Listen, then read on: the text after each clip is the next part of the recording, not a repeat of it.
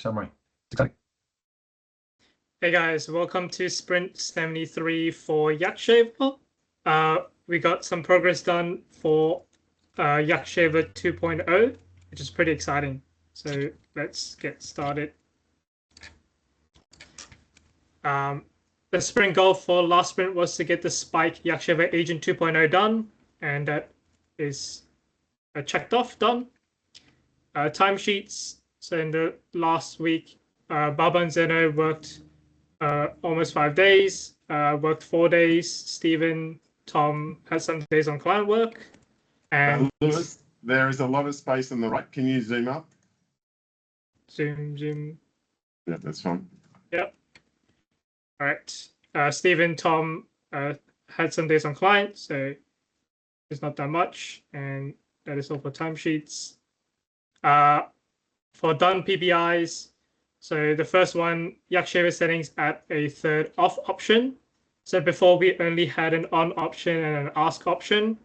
So now there's a third one off for those who don't want any of their videos processed. Brilliant. That was a request from a client. Has he been told that that's done? No. Okay, no worries. I can do that. Yeah, thanks a lot. And another one that the other PPS I want to focus on is the 2 spikes. So to limit YakShaver's OneDrive access to the recordings folder, to just the recordings folder, and YakShaver Agent 2.0, they kind of went hand in hand. So I think we created an ADR for this. I'll just open that up.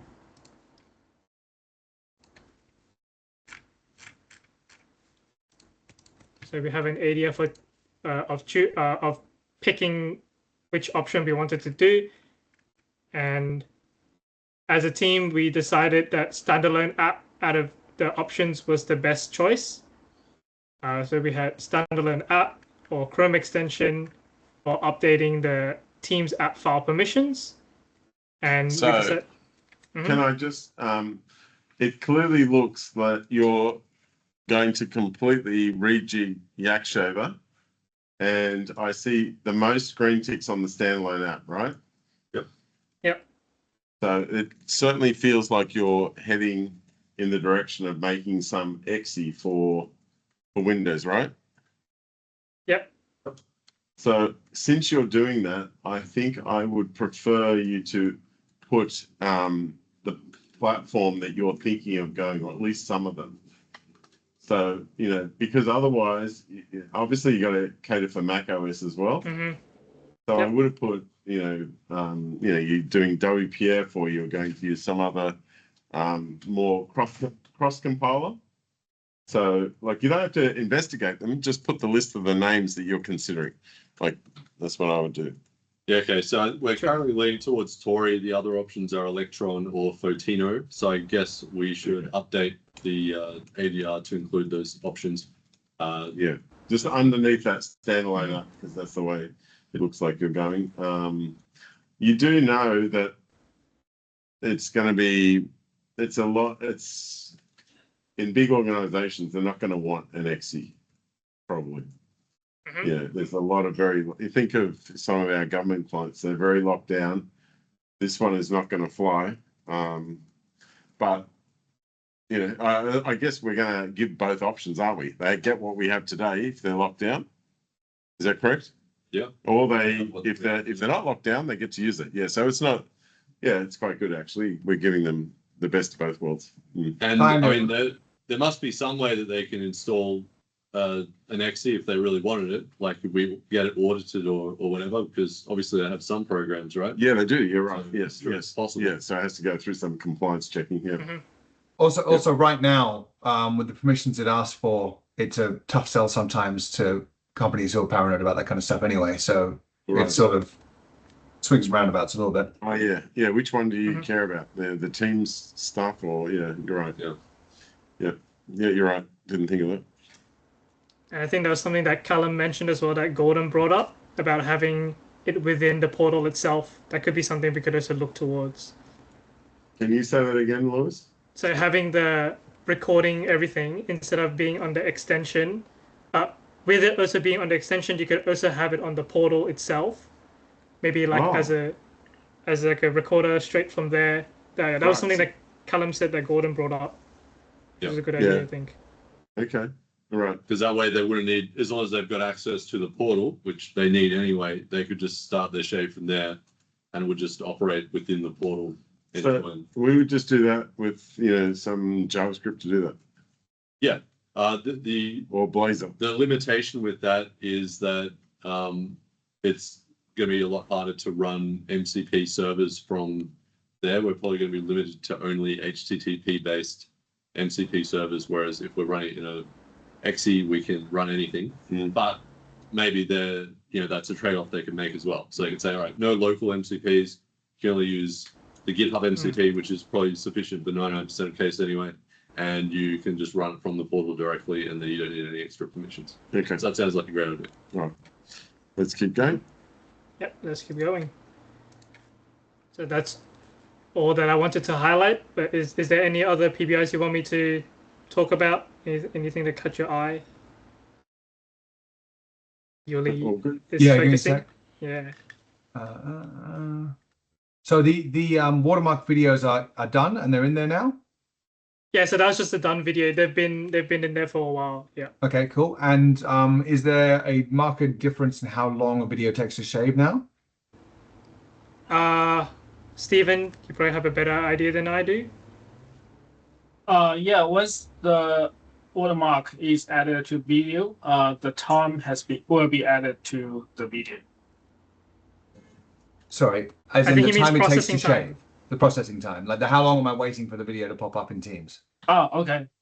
Yeah.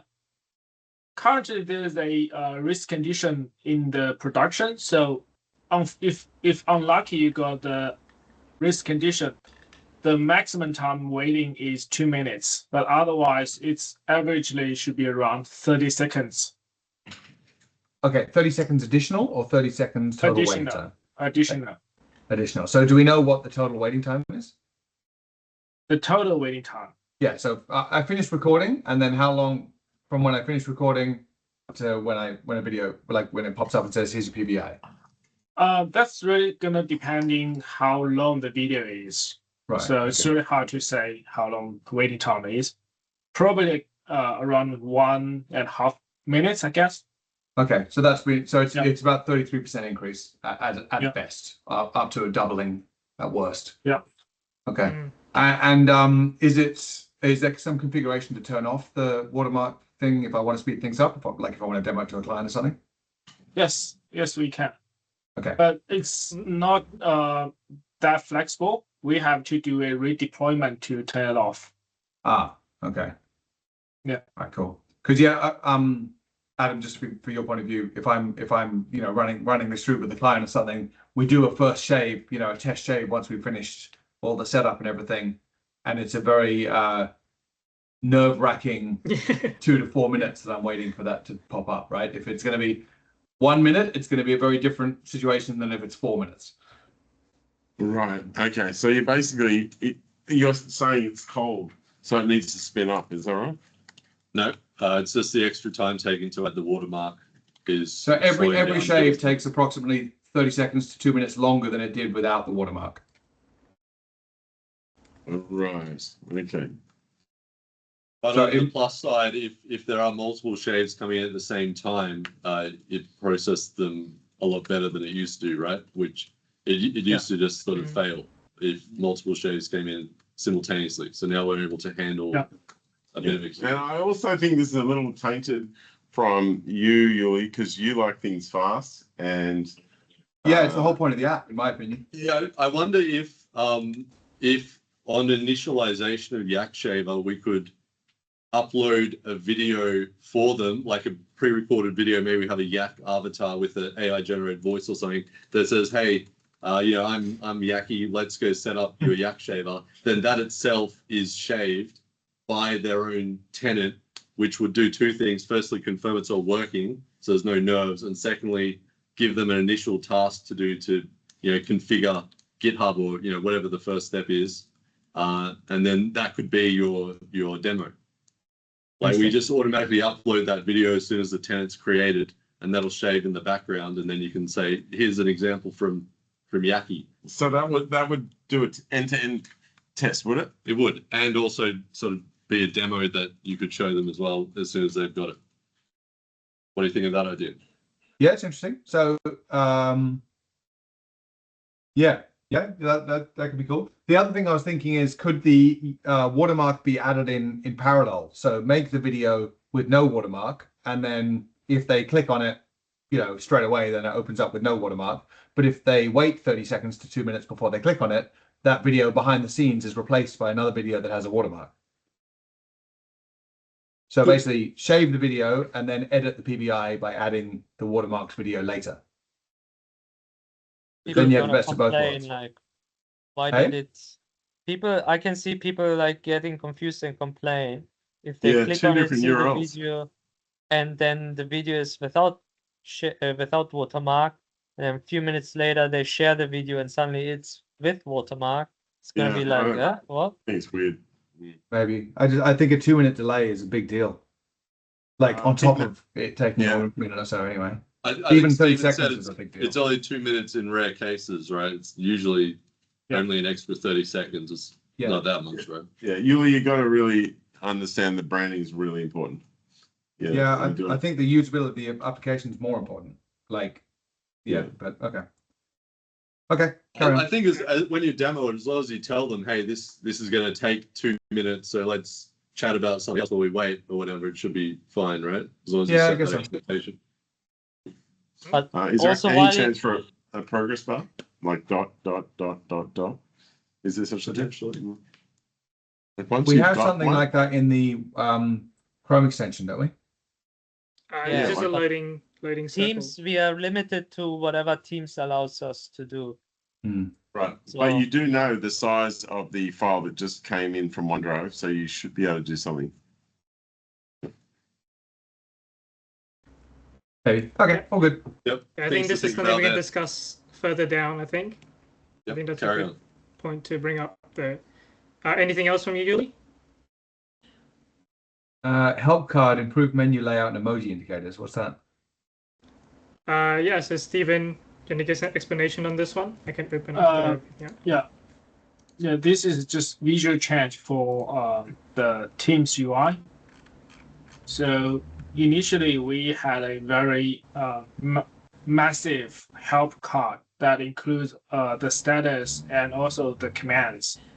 Now there's a new simplified commands. Okay, cool. Help commands, so it simplifies the help and put the status in a standard dedicated status card. Okay, cool. Now we've got the on, off, and ask thing. Yeah. Okay, I was about to ask, did that get updated in the welcome message? But I just tested it and it looks like it has. So that's good. Yep. And what is it by default before, like, if you don't type anything? Still ask. It's still ask. It starts with us. Beautiful. Yeah. That's great. All right, cool. Let's move on. Code coverage went up by 0.1%, so we're 27.8%.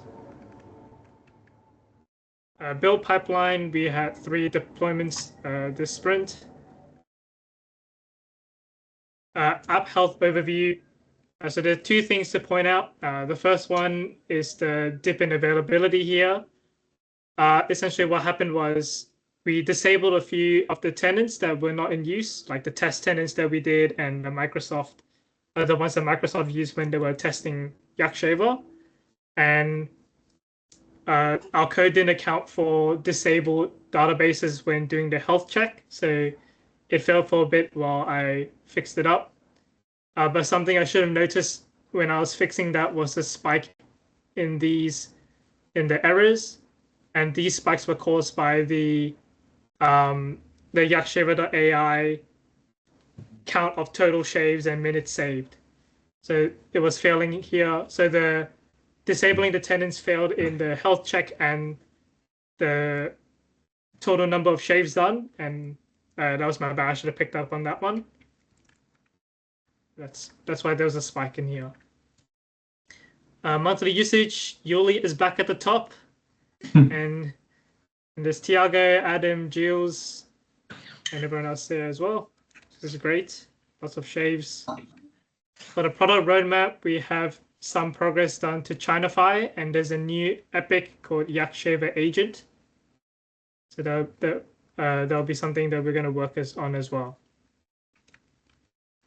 Backlog stats, roughly the same, a bit higher percentage for YakShaver labels and a bit more completed PBIs. Waitlist numbers remain the same, still at 122. AI tools, no changes. Hold on. Why are we keeping it at 122? Did we try to make any progress on it? This is the waitlist, and then people signing up on the waitlist. Yes, but we're trying to get it down every single week. We don't know we what should backlog have is. we should have a number of sign-ups versus how many are waiting or something. But that number is just how many people signed up, even if they're So 20 Yeah, people could have signed up and we put 20 people off the wait list. Theoretically. What do you mean? That number never goes down. So if 20 people join YakShaver from the wait list, it'll still say 122. Oh, That's just a sign of sorry. I'm thinking that number is how many left on the wait list. no. So Oh, well, that's just a number that just grows forever. it is, yeah. Well, that's not a wait list. That's the sign-ups. That's like, Yes. that's cumulative sign-ups. It is. So we should have two numbers, like 10 out of All right. 122. Can you fix that before sending this email later? Yep, sure, I can do that. So am I correct though that we are not able to service anyone on that waitlist? For the ones that say Jira, yes. No, Unless they're Unless they we want can to do YakShaver email. emails. Yeah, we Okay, do so emails. could we maybe set up some kind of email to contact everyone who we're not sure what they're on and ask them? Like, because we know that a lot are on Jira, but we also know that there's a lot where we don't know what they're on, right? If we're satisfied that we're ready to just change from a wait list to a sign up now button, we could also just email everyone and say, hey, you're now off the wait list. Here's the link to sign up, and they just immediately sign up. And in that email, we say we currently support, email, Azure DevOps, GitHub, Jira is coming soon, or whatever. Yeah, And that's all we need to I do. like Right? that. Mm-hmm. And then make sure that they've got a clear support path if they get stuck. Yeah, contact us here if you need help. Yep.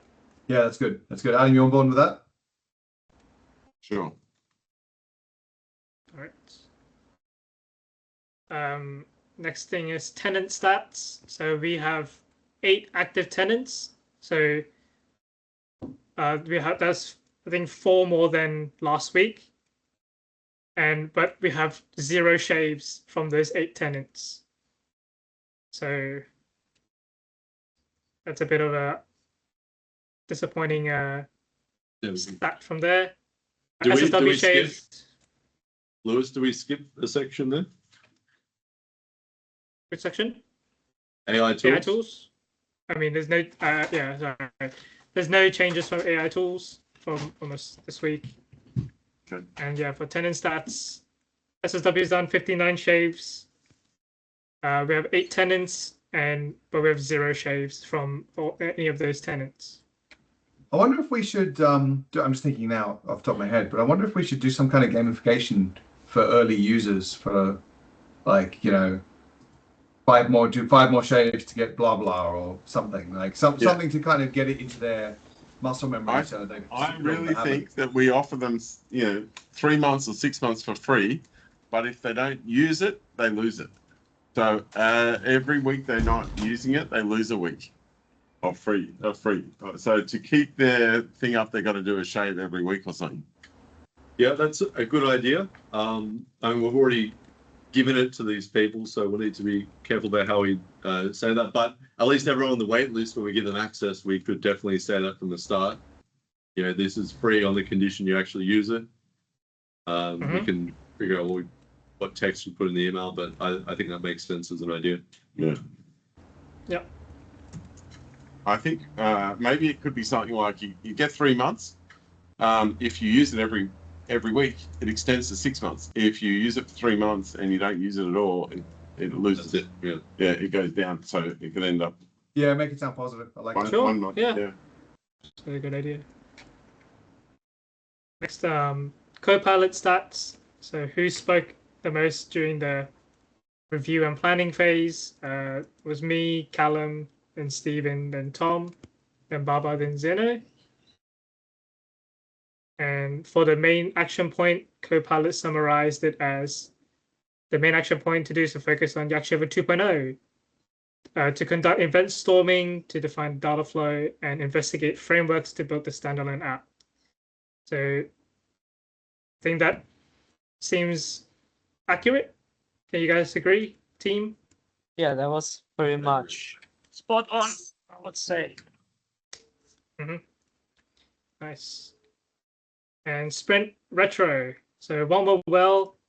So Callum mentioned that we got everything done in this sprint despite a depleted team due to sickness and client work. And there's a lot of excitement around YakShaver 2.0 by Callum, Baba, and Stephen. What didn't go well? Sorry, can you just add the word MCP, the YakShaver 2.0 MCP? Sure. Is there anywhere we say this? MCP. And yeah, MCP supported that. For what didn't go well, Tom mentioned that we had more tenants, but no shaves. Yeah, good observation, Tom. So one of the main issues. And that is all for the retro. Let's get to the planning. So for next sprint, I'll call out one highlight. I thought that Rick and Stephen Q were excellent, just supporting me when I had a couple of problems. They fixed it all up. nice. Let me just add that. Yeah, no, excellent. We went through it. I think we shaved about 10 new little things. Oh, one thing I will mention to you, Stephen, one of those shaves, I said, please attention this to Tom I. And YakShaver said, hi team. And I said, this is not good, right? And then I YakShaved it. And then you responded to that you believe it's not a bug, right? Now, yeah, we had already had that conversation. There's nothing wrong with you doing that. But since you knew my opinion, that I was clear that I thought it was a bug, and we know what you thought, I would have asked another person. So let's just assume you're not working from home and you're sitting next to Lewis. You would say, hey, Lewis, is what Adam said right or wrong? What's your opinion?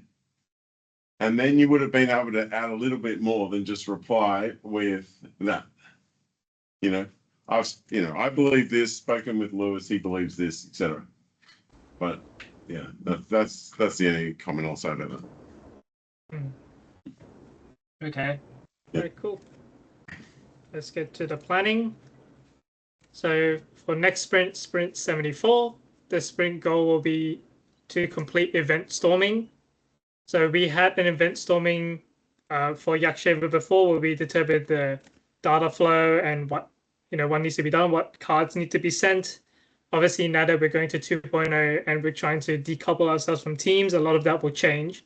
So we're going to have a meeting to discuss and build the flow from that. And as well as that, we have this report shave feature. I think, Adam, you requested this one. And I think we think this will be good for now and also for 2.0 as well. So we have that in this sprint as well. What does that mean? What's report shave? So after you do a shave, you can say whether you thought that shave was good or bad, and maybe add a comment. And I think Callum had a good idea with 2.0, where you can feed all that as part of here are all some of the comments. Like maybe you think that you didn't like the acceptance criteria, or you rather have it phrased in a certain way, and it could use all that to construct a better output for you. Are we talking about reinforcement learning, or are we talking about just this being feedback for us when we make changes? For now, it could be feedback for us. It could be what do we think? They think the prompt isn't good or something, and we can read all that. The reason why we decided to do this in the coming sprint is because A, it's going to make the current YakShaver better because it'll give us feedback, but B, it's going to be useful in the future because obviously one of the tricky bits with having agentic YakShaver is it can do anything with all the tools that we give it. But if we give the user the ability to give feedback and a comment to say, hey, next time you should use this tool instead of that tool, or do this action differently, then that can feed into the YakShaver's decision-making process and hopefully make better decisions. So it's something that is going to have an immediate benefit now, but also long-term payoff too. Mm-hmm. Oh, Cool. All right, and that is all for the sprint planning. So if you enjoyed this video, please subscribe to the YakShaver channel. Gonna have more next week for even greater news about YakShaver's progress. nice. I would like to shave one thing before we finish up this meeting, though. Oh, okay. Can we go to the website? Yeah. So we are ready, if I'm right, to change that join waitlist to something more like join YakShaver, or try now for free or something, right? Yep. Yeah. So let's shave it. Let's make it happen. Do you have it ready? I can do it. Hang on a second. Yeah. It's very exciting.